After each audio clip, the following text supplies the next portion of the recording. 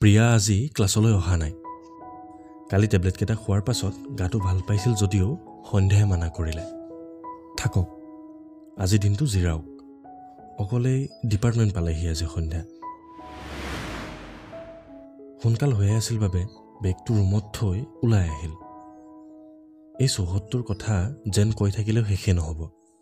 সন্ধ্যাহঁতৰ লগতে 5টাকৈ ডিপাৰ্টমেণ্ট থকা এইটো একাডেমিক বিল্ডিং। পুৰণি হৈছে যদিও এতিয়াও ধুনীয়া হৈয়ে আছে। চাৰিওফালে গছেৰে আৱৰি আছে। ৰাস্তাটোৰ সিটোপাৰে আকৌ CSB অৰ্থাৎ চন্দ্ৰপ্ৰভা শইকীয়ানী ভৱন। সন্মুখতে চন্দ্ৰপ্ৰভা শইকীয়ানীৰ মূৰ্তিটো নিৰ্মাণ কৰি উঠোৱা আছে। বিশ্ববিদ্যালয়ত হোৱা বাবে বিভিন্ন নাটকৰ প্ৰেক্টিচ তাৰ ভিতৰতে হয় হেনো। সন্ধ্যা মাজতে এদিন সোমাইছিল সিহঁতৰ NSSৰ পেপাৰখনৰ বাবে। বৰ ডাঙৰ হলটো। কিমান চাগে নাটকৰ চৰিত্ৰই ৰূপ পাইছে ইয়াত। কত যে আখৰা, কত যে হাঁহি, কত যে দুষ্টালিৰ সাক্ষী CSB। সিদিনা ধনদা মানে সিদ্ধাৰ্থই কৈছিল তাইক সিহঁতে কিবা উপন্যাস এখনৰ নাট্যৰূপ দিয়াৰ কথা ভাবিছে হেনো। তেতিয়া চাগে ইয়াতে আখৰাবোৰ হ'ব। সন্ধ্যাহঁতৰ একাডেমিক বিল্ডিংটোৰ সন্মুখতে এটা ধুনীয়া পুখুৰী, কাষতে এজোপা কৃষ্ণচূড়া, সন্ধ্যাৰ আটাইতকৈ প্ৰিয় ফুল। হৰা ফুলবোৰ পৰি গোটেইখন যেন ৰঙা দলিচা হৈ থাকে। মাজে মাজে এচাটি বতাহ। কেতিয়াবা উৰি আহে কৃষ্ণচূড়াৰ এটি দুটি সৰু পাহি। পুখুৰীটোৰ কাষৰ পুলটোত বহিল তাই। পুখুৰীটোত বিল্ডিংটোৰ প্ৰতিচ্ছবিটো জিলিকি কেনভাছৰ দৰে লাগিছে। এখন কপি থকা কেনভাছ। এই যে শান্ত পৰিৱেশটো, এই যে পাতলীয়া বতাহজাক, সন্ধ্যাৰ এনে লাগে কিবা যেন উপন্যাসৰ বৰ্ণনাহে পঢ়িছে। কোনে যে ইমান আটোম টোকাৰিকৈ সজাইছিল এই নগৰখন। কিছু আঁতৰত অন্য এটা বিল্ডিঙো বনাই আছে। সন্ধ্যাই কাৰোবাৰ মুখত শুনিছে এইটো বনোৱা হ'লে সিহঁতৰ ক্লাছবোৰ তাতে হ'ব বোলে।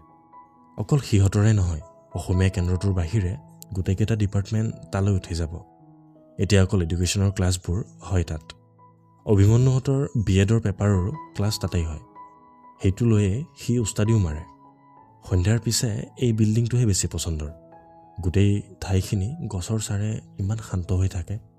ক্লাছ কৰি থাকোঁতে কেতিয়াবা দুই এটা চৰাইৰ মাতো শুনা যায়। হয়, এই বিল্ডিংটো বহুত ধুনীয়াকৈ সজাইছে। অত্যাধুনিক অট্টালিকা। কিন্তু ইটা বালিৰ অট্টালিকাবোৰে জানো গছৰ হেঁপাহ চুমিব পাৰে? ওখ ওখ দালানবোৰে কৃষ্ণচূড়াৰ পাহিবোৰৰ দৰে মনত ৰং সানিব পাৰেনে? এচিৰ শীতলতাত গছৰ পৰা বলা বতাহজাকৰ মাদকতা থাকে জানো? আজি ক্লাছ ইয়াতে কৰিবা নেকি? কাৰোবাৰ মাতত ঘূৰি চালে সন্ধ্যাই। ময়ূৰ ৰৈ আছিল।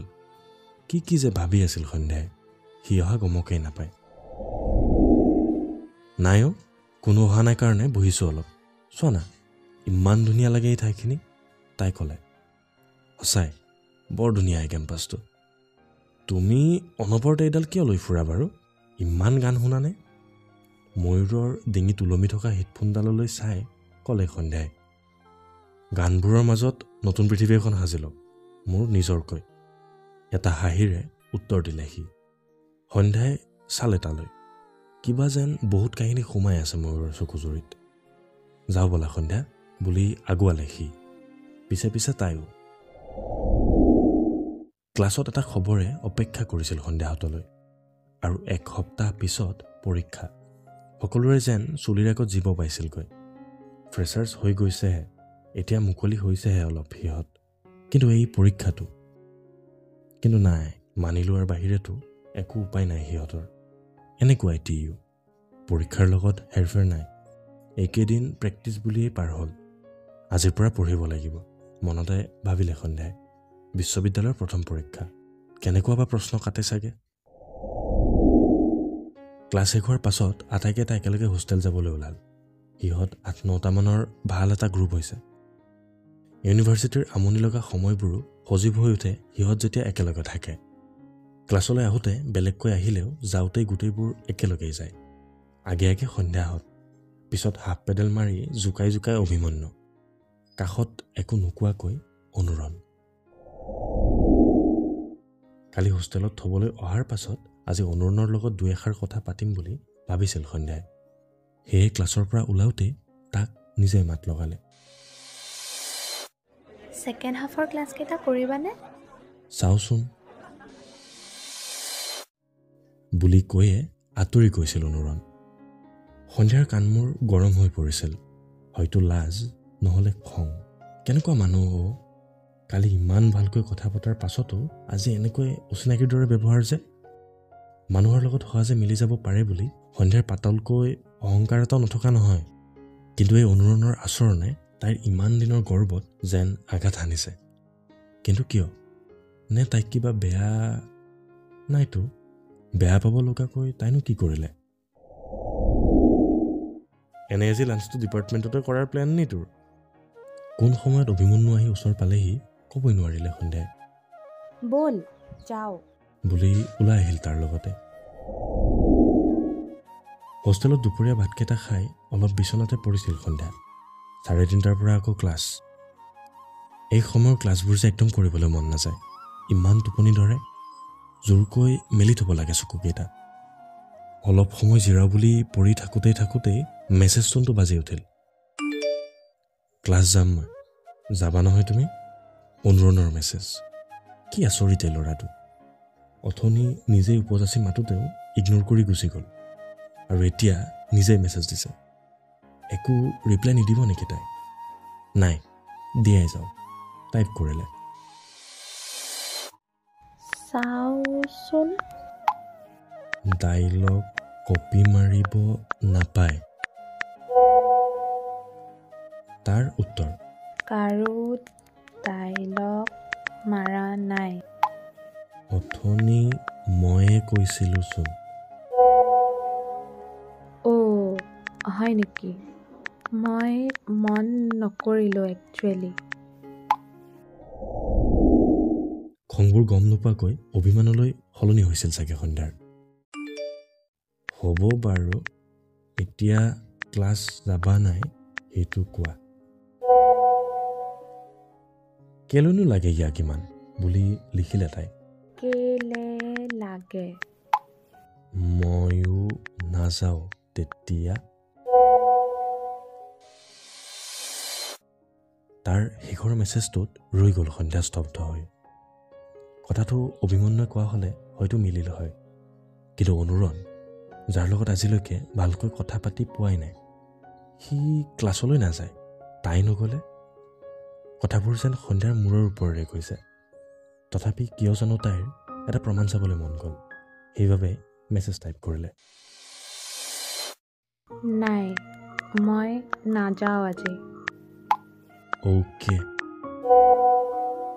বুলি শলাগি থৈ দিলে সি।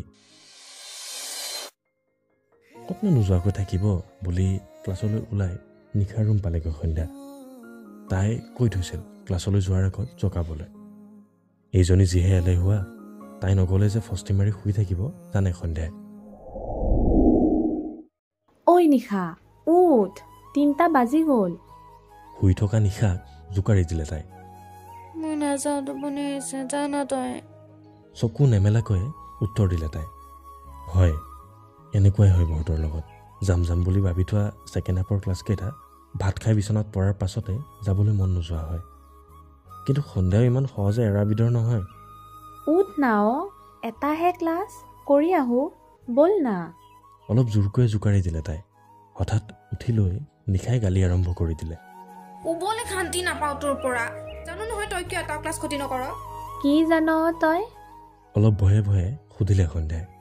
অভিমন্যুৰ লগত লাগিবলৈ নাপালে তোৰ ৰাতি টোপনি আহে জানো? তাই বিচনাৰ পৰা নামিলৈ ক'লে। সঁচাকৈ নিশাই কোৱাটো হয় জানো? অকল অভিমন্যুৰ কাৰণে ক্লাছ ওলাইছেনে তাই, নে বেলেগ কিবা? ঐ, কি ভাবিব লাগিলি আকৌ, ব'ল। কথাবোৰ ভাবি থাকোঁতেই মাত লগালে নিশাই। দুয়োজনী ক্লাছলৈ বুলি ওলাল। ডিপাৰ্টমেণ্ট পাওঁতেই দেখিলে সিফালৰ পৰা অভিমন্যু আহি আছে অকলেই চাইকেলত। সদায় অভিমন্যু, অনুৰণ আৰু বিশ্বজিৎ নামৰ আন এটা ল'ৰা একেলগেই ক্লাছলৈ আহে, কিন্তু আজি অনুৰণ ক'ত? অভিমন্যু ওচৰ পাওঁতেই ঘপকৈ সুধি পেলালে সন্ধ্যাই। অনুৰণ নাহে নেকি? অলপ আচৰিত হোৱাৰ দৰে অভিমন্যুৱে চাওঁতেহে মনত লাগিল সন্ধ্যাৰ। তাই ঘপকৈ তাৰ কথা সুধিব নালাগিছিল। নাহে সি, কিবা চিনেমা চাই আছে বুলি কৈ ভিতৰলৈ সোমাই গ'ল অভিমন্যু। পিছে সন্ধ্যাও ঠিক 3:30 মানত মৃণালিনী মেম আহি ক্লাছ আৰম্ভ কৰিলে। কিন্তু অনুৰণ সি কি সঁচাই নাহে নেকি? সন্ধ্যাৰ যেন ক্লাছত মন বহা নাছিল। কি কৰিলে বাৰু তাই? শেষত মেমে নেদেখাকৈ মোবাইলটো উলিয়াই তালৈ মেছেজ টাইপ কৰিলে তাই। ঐ মই আহিছোঁ ক্লাছ। মেছেজ চোৱাৰ পাছতো একো উত্তৰ নাহিল তাৰ পৰা। সন্ধ্যাৰ নিজৰ ওপৰতে খং উঠিল। কিহে পাইছিল বাৰু তাইক? মিছাতে এটা ক্লাছ মিছ হ'ল তাৰ। ঠিক 3:45 মান হৈছিল। হঠাৎ ক্লাছৰুমৰ দুৱাৰত কোনোবাই টুকুৰিয়াই কৈ উঠিল, may I come in ma'am. বাহিৰলৈ চকু নি সন্ধ্যাই দেখিলে দুৱাৰৰ সিটো মূৰত অনুৰণ ৰৈ আছিল। তাক দেখিয়ে মেমে খঙত ক'বলৈ আৰম্ভ কৰিলে, Don't you know you are late already? You have not only wasted your own time but also your classmates. It's very irritating when someone comes during middle of an ongoing class. মেমে উশাহ নহলোৱাকৈ কৈ গৈছিল, I'm sorry ma'am, I will be on time from the next class. তলমূৰ কৰি উত্তৰ দিলে অনুৰণে, From next time I don't want to see you late.